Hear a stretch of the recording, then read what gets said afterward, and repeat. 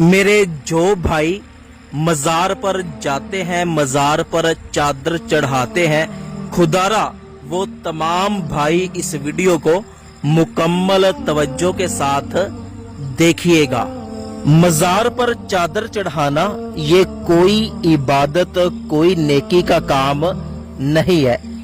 हमारे यहाँ पे जो मज़ारात पर चादरें चढ़ाई जाती हैं तो 90% लोग ये गलती करते हैं कि जब भी मज़ार पर चादर चढ़ाते हैं तो कितनी कितनी चादरें चढ़ा देते हैं। 2-2, 4-4, 5-5 चादरें मज़ारात पर नजर आती हैं। हालांकि सिर्फ एक चादर चढ़ाने की इजाजत है, वो चादर भी बगैर लिखाई के होनी चाहिए, यानी कि उस चादर पर किसी भी किस्म की कुरानी आयात, कुरानी सूरतें नहीं लिखी होनी चाहिए। ये देखिए, मैं आपको एक चीज दिखाता हूँ। ये देखिए, ये एक मज़ार है और इस पर जो चादर चढ़ाई गई है उस पर कुल शरीफ लिखे हुए हैं।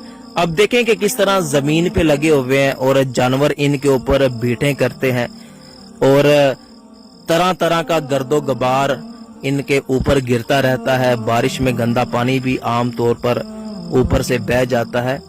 तो खुदारा जब भी आप मज़ार पर किसी चादर चढ़ाएं तो एक चादर चढ़ाएं, वो भी बिल्कुल सिंपल होनी चाहिए, किसी भी किस्म की लिखाई, कुरानी आयात, सूरतें उस पर लिखी हुई ना हो, ताकि कुरान करीम की बेअदबी ना हो सके।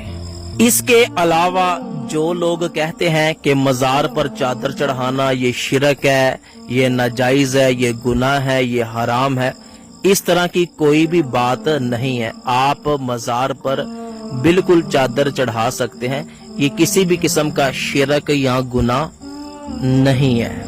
और हाँ, अगर किसी भाई ने या किसी बहन ने ये मन्नत मानी हो कि अगर मेरा फलां काम हो गया तो मैं फलां मज़ार पर चादर चढ़ाऊंगा, तो इस तरह की मन्नत को पूरा करना कोई वाजिब नहीं है।